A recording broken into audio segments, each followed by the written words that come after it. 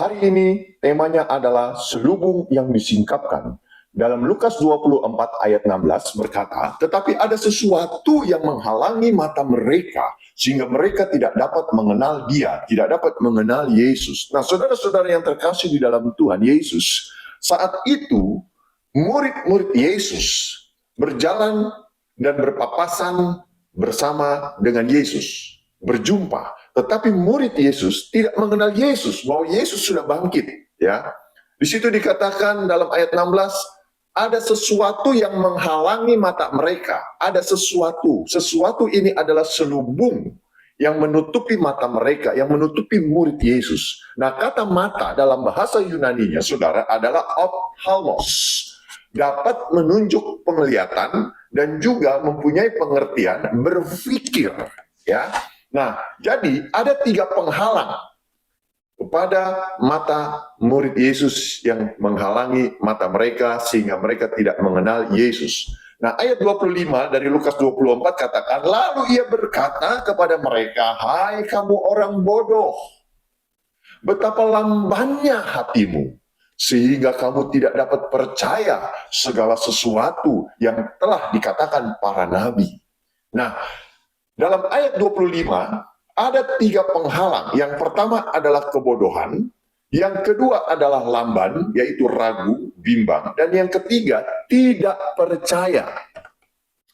Yang pertama itu kebodohan dalam Lukas 24 ayat 25, dalam bahasa Yunani anoitos, bodoh yang tidak berpengertian, tidak cerdik, mudah tertipu. Banyak anak-anak Tuhan tertipu, bahkan juga murid Yesus juga tertipu. Padahal sudah dikatakan bahwa Yesus akan mati, bangkit, dan naik ke surga dan segalanya. Sudah dikatakan. Tetapi murid Yesus ini tertipu, ya, karena banyak juga anak-anak Tuhan tertipu. Sehingga mereka meninggalkan Tuhan, sehingga mereka tidak pernah lagi rajin ke gereja, sehingga banyak lagi anak-anak Tuhan tidak mau baca Alkitab, sehingga mereka mudah tertipu. Ya, kenapa? Karena dia tidak punya berpengertian. Bodoh di sini adalah bodoh yang tidak berpengertian. Ya, nah, oleh sebab itu dalam Efesus 5 ayat 17 katakan, sebab itu janganlah kamu bodoh, tetapi usahakanlah supaya kamu mengerti kehendak Tuhan. Ya, dalam Efesus 5 ayat 17 di situ katakan usahakanlah. Ya, namanya usaha. Jadi saudara, kalau usaha itu harus berusaha untuk belajar, berusaha untuk mengerti tentang isi Alkitab, tentang isi firman Tuhan, tentang kehendaknya Tuhan. Maka engkau akan mengerti. Kalau saat ini engkau belum mengerti, belum paham, engkau baca lagi, engkau belajar lagi, minta tuntunan dari Roh Kudus, minta tuntunan hikmat akal budi untuk kita mengerti tentang kebenaran firman Tuhan. Namanya juga usaha. Jadi usaha tidak berhenti sampai di sini. Usaha itu terus to be continue, berkelanjutan, ya. Nah, saudara-saudara yang terkasih di dalam Tuhan, sekarang yang kedua, keraguan-raguan. Ragu, Lukas 24 ayat 25 katakan lamban hati, ragu. Dalam Alkitab bahasa Indonesia sehari-hari berkata, terlalu lamban untuk mempercayai. Bahasa Yunani katakan braduno, ragu-ragu, lamban. Lamban untuk berpikir, lamban untuk mengambil keputusan. Jadi ada keraguan-raguan. Bagaimana mungkin dia yakin sedangkan dia sendiri ragu? Nah, murid Yesus ragu apakah ini Yesus atau bukan. Padahal sudah diberitahu bahwa Yesus akan bangkit.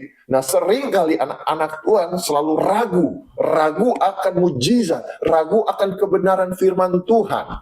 Oleh sebab itu, mari kita berusaha untuk kita memahami tentang kebenaran firman Tuhan. Karena firman Tuhan adalah ya dan amin. Haleluya. Nah, yang ketiga, tidak percaya dalam Lukas 24 ayat 25, tidak percaya lawan katanya adalah percaya.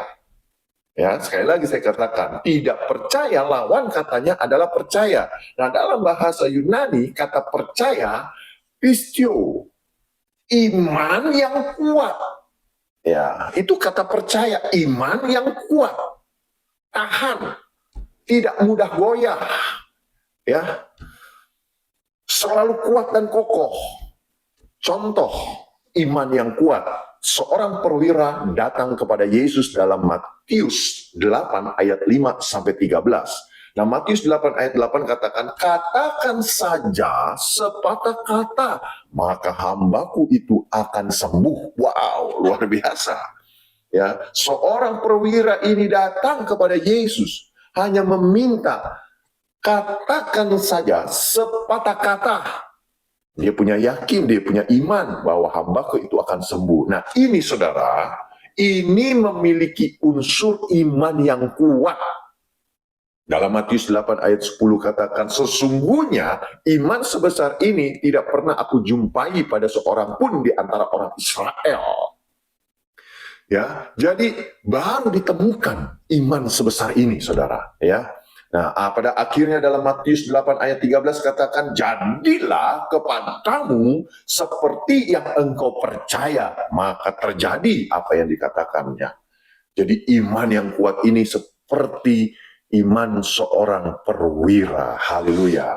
Nah, saudara, langkah-langkah apa untuk memperbaiki kondisi? Ya, mungkin akhir-akhir ini iman saudara atau mata rohani saudara sudah mulai tertutup atau buram-buram, sehingga tidak meyakini, tidak mempercayai iman saudara kepada firman Tuhan. Nah, langkah-langkah apa yang untuk kita perbaiki?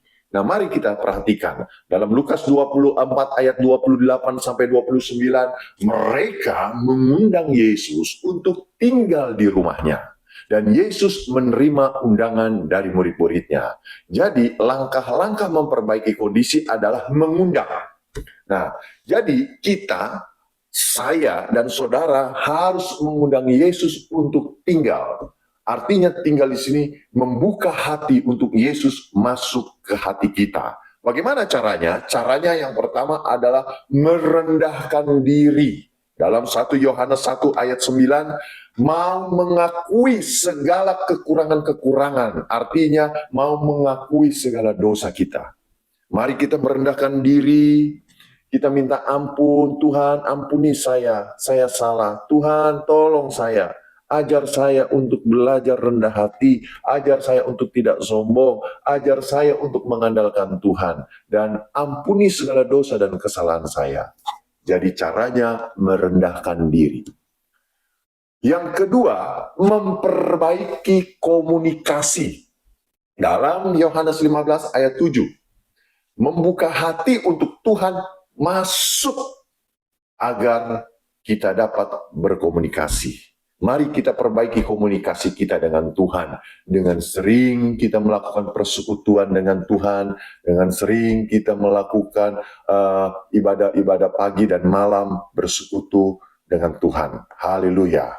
Nah, saudara-saudara, dampak positif apa dari perbaikan kondisi tersebut? Yang pertama adalah ada persekutuan. Yang kedua ada pemulihan. Yang ketiga ada kesaksian. Nah, yang pertama dampak positif dari perbaikan kondisi adalah persekutuan. Persekutuan di mana? Dalam Lukas 24 ayat 30 sampai 31, di meja perjamuan ada penyelesaian, artinya ada mujizat. Ketika Yesus mengadakan perjamuan, kemudian disitulah diselesaikan segala masalah. Haleluya, haleluya. Ada mujizat sehingga mata mereka terbuka dan mereka dipulihkan. Nah, yang kedua adalah pemulihan. Dalam Lukas 24 ayat 32, hati berkobar-kobar, jadi bangkit kembali. Setelah diselesaikan, kemudian ada pemulihan. Dalam ayat 32 dari Lukas 24. Nah, pemulihan di sini hati mereka berkobar-kobar, mereka bangkit kembali, mereka bersemangat lagi, rohani mereka bangkit, semangat, memuji, memuliakan, terus membaca firman. Dan begitu juga saudara dan saya. Mari hati kita mau berkobar-kobar untuk kita mendengarkan firman Tuhan, untuk kita sering membaca Alkitab, isi hatinya Tuhan, dan kita mau setia melayani Tuhan. Nah, yang ketiga, ada kesaksian dari persekutuan, kemudian terjadi pemulihan, kemudian ada kesaksian. Dalam Lukas 24 ayat 35, menceritakan apa yang terjadi dan bagaimana mereka mengenal Yesus pada waktu Yesus memecahkan roti. Jadi mereka menceritakan, mereka bersaksi ya bahwa Yesus hidup, Yesus ada. Mereka bersaksi dan itu terjadi dan mujizat terus terjadi dan terjadi dan terjadi karena ada persekutuan, di situ ada pemulihan dan terjadilah kesaksian di mana-mana. Haleluya, haleluya, haleluya. Kesimpulannya adalah di meja Tuhan selubung disingkapkan. Haleluya. Ketika itu terbukalah mata mereka dan mengenal Yesus. Haleluya, haleluya. Saudara yang terkasih, di dalam 2 Korintus 3 ayat 16, di situ dikatakan, apabila hati seseorang mau berbalik kepada Yesus atau kepada Tuhan, maka selubung itu diambil daripadanya, artinya dibukakan oleh Yesus. Mari kita datang, kita mau berbalik kepada Yesus. Siapa yang bisa membuka selubung itu? Hanya Yesus. Puji Tuhan.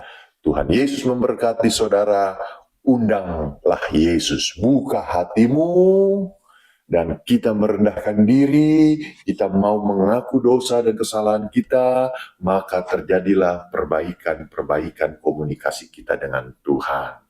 Buka hati untuk komunikasi dengan Tuhan. Tuhan Yesus memberkati, Tuhan akan pulihkan saudara. Seburuk apapun masalahmu, seburuk apapun pengalamanmu, buka hatimu. Yesus mau masuk ke hatimu dan Tuhan akan pulihkan. Dalam nama Yesus, pemulihan terjadi. Dalam nama Yesus, pemulihan terjadi. Terima berkat Tuhan, terima berkat Tuhan. Haleluya, haleluya, haleluya. Amin.